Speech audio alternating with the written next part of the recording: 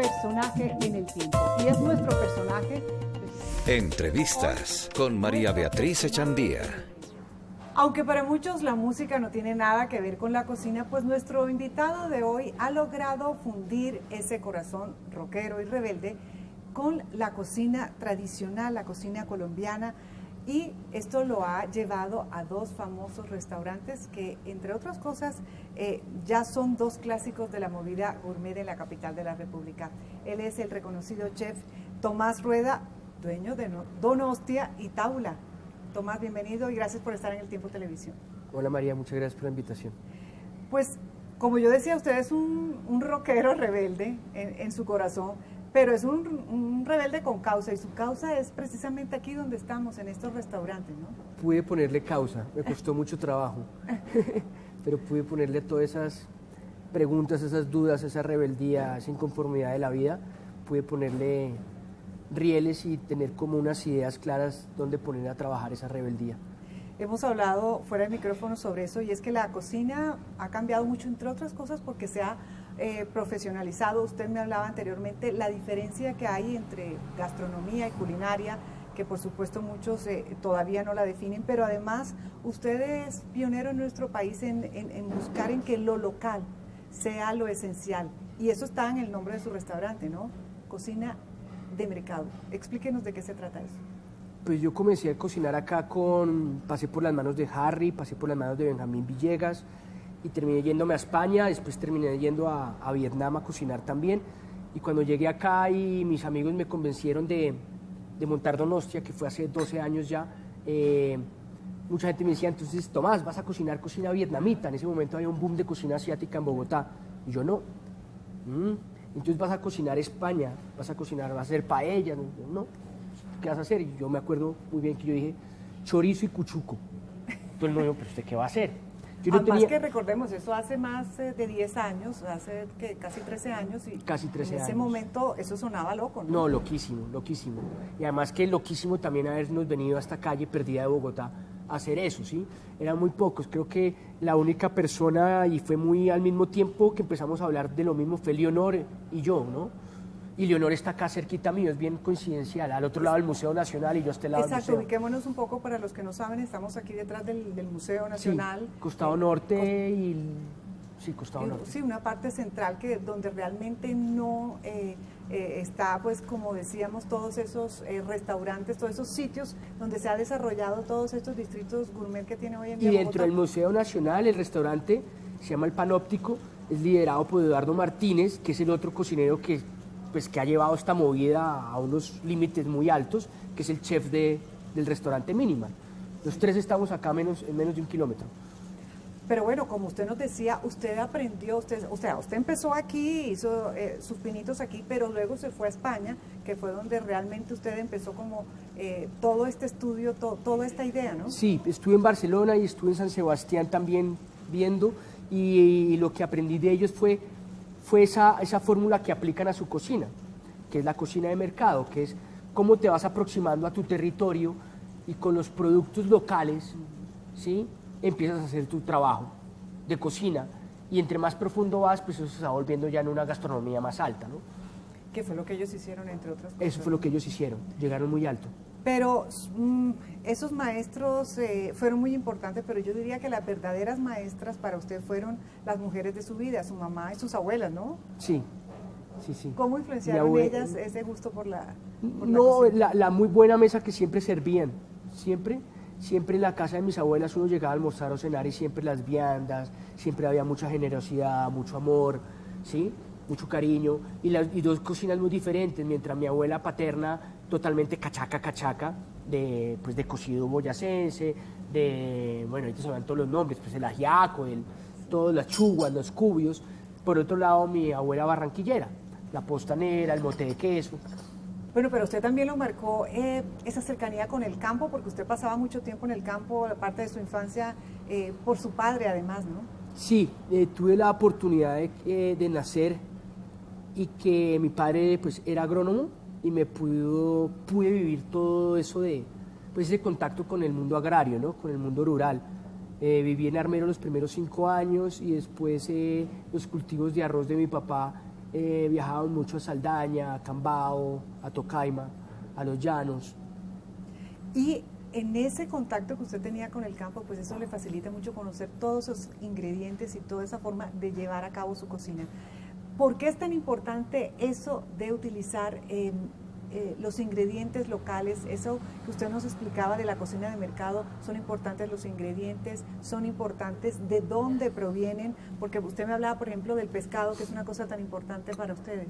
Sí, porque es importante, por dos razones. Una, que es meramente culinaria, que pues entre más cerca yo consiga mi producto, pues más fresco va a estar.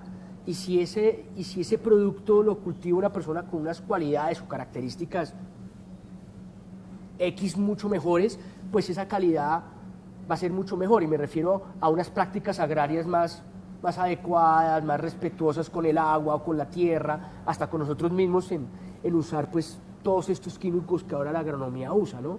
¿Sí? Eso es una parte. La otra parte es como la parte más social política, ¿no?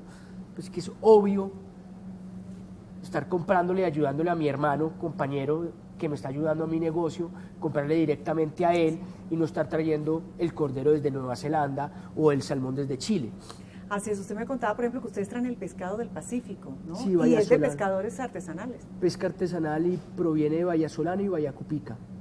¿Por qué es importante que sea de los pescadores artesanales? Entonces, primera respuesta con la primera pregunta. Pues porque la pesca, el pescado de ese mar es exquisito, hay muy buen pescado, y he podido hacer una relación con ellos que me mandan el pescado directamente, entonces me llega un pescado de muy alta calidad, sin haber pasado por congelaciones ni nada de esas cosas. Y segundo, lo social político, pues apoyar a unas comunidades de pescadores, y pues todos conocemos pues la actualidad de la gente que habita el Chocó y pues el abandono que tenía el Chocó. Entonces pues chévere darle un apoyo y darle esa plata a ellos, así yo tengo que pagar más, un poquito más, pues los apoyamos y ellos siguen con sus actividades y siguen con ese conocimiento de pesca, que no se pierda y que sigan pescando así. Esto es un círculo no vicioso, sino un círculo de vida, porque usted lleva todo este placer a sus comensales a la mesa, ayuda de cierta forma a estas personas, ¿cierto? Pero además ayuda a la ecología, porque definitivamente cuando se compran estos productos orgánicos o de origen, como usted lo dice, en este caso, por ejemplo, se está protegiendo los mares, se está protegiendo la tierra. Es decir, no es un cuento meramente como snob, ¿no? No, para nada. Y cada vez vas hilando más fino y cada vez vas comprendiendo más esta conversación. Y se trata de eso. Y cada vez a través de esa pregunta tú te estás separando de lo que es culinaria y estás entrando al mundo de la gastronomía. Y ahí es donde la gastronomía empieza a tener sus valores, porque son sociales, son políticos, son ecológicos. Eso es muy importante porque quería hablar de esa parte. Nosotros hemos oído hablar del comercio justo, que funciona, que mucho funciona como ese discurso que viene de Europa, por ejemplo, hacia nosotros, pero casi nadie entiende exactamente de qué trata eso. Y esto un poco tiene que ver con eso, ¿no? Claro que sí. Claro que es apoyar lo nuestro. Además que las políticas agrarias del país pues no han sido las mejores. Y cuando tú me preguntaste de esa vida mía en el mundo rural que pude tener la oportunidad a través de mi padre, pues realmente no es tanto el conocimiento de ingredientes lo que yo tuve ahí, realmente el conocimiento que yo tuve ahí fue la apreciación y la valorización y comprender que Colombia es un país rural, ¿sí? Y que los recursos que tenemos son enormes. Y historias tan tristes como el trigo o los cultivos de espiga. Yo me acuerdo salir de Bogotá, ¿sí? Cuando yo era pelado, cuando era niño con mi padre, y alrededor de Bogotá, en Usaquén, en todo, yo me acuerdo del cultivo de espiga. El cultivo de espiga era muy fácil de identificar porque él hacía así con el viento, ¿cierto? Eso ya no existe. Ya no existe. Hubo un tratado en los años 90, no nombro el presidente, con trigueras, con molinos canadienses. Toda esa harina llega acá y nosotros ya no tenemos ningún molino, solamente creo que existe uno que yo le compro también, que es en Nariño, porque me enteré que estaban haciendo ese trabajo. Compro la harina, la compro el doble de cara, pero no me importa, lo compro porque apoyo a estos señores que están allá en el Nariño tratando de cultivar su trigo bien, haciendo su harina, recuperaron el molino y apoyamos eso. Ya no tenemos. Y si seguimos con este cuentico, pues seguramente el tema de seguridad alimentaria y no vamos a tener papa. Seguramente de pronto en unos años, siendo un país que cultiva tanta papa, vamos a terminar copiándole papa a los rusos.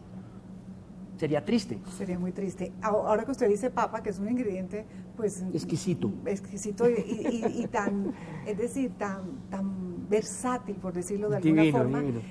Hay una parte que yo conocí en Sumapaz, de personas que cultivan orgánico, y me decían que anteriormente, hace muchos años, aquí existía tal variedad de papa que se podía hablar de casi 80 variedades de papas. Hoy en día casi que hay 2 o 3, ¿no? Papas nativas. Sí, lo estamos comprando también papas nativas. Mae, ¿me regalas una papa nativa, porfa? Las 2 variedades que hay arriba, porfa. Te muestro las papas nativas, ahorita cuando las bajen. Son divinas, son papas que, lo que yo entiendo en mi humilde y precaria facilidad para comprender muy poco todo, la revolución agraria, ¿sí? La industria agraria, la ingeniería agrónoma, pues todos sus métodos, no porque ellos sean malos ni nada, sino sus valores los pusieron en otros lados. Ellos quisieron que el metro cuadrado fuera más rentable, etcétera, etcétera. Pero en ese proceso de optimización, ¿sí? Que es un proceso muy industrial y que lastimosamente para unas cosas funciona o para otras no, pues muchas semillas se fueron perdiendo, ¿cierto? Sí. Y hay gente que ha sido recuperando y ya tiene sus bancos. Y tienen bancos tenemos la papa acá. Y se han recuperado muchos claro, tipos de papas que venían pues desde antes de la colonia. No, mira, te cuento que la primera vez que yo probé esta papa me di cuenta que llevaba 40 años comiendo otra cosa que no era papa. Esta papa sabe a gloria. Pues bien, vamos a seguir hablando de todos estos temas interesantes de cocina deliciosa, por supuesto, con Tomás, pero vamos a hacer la pausa, vamos a hablar, por supuesto, a seguir hablando de comercio justo, de comida y también por qué le mete política a la cocina. Ya regresamos. Nuestro personaje en el tiempo, y es nuestro personaje... Entrevistas con María Beatriz Echandía.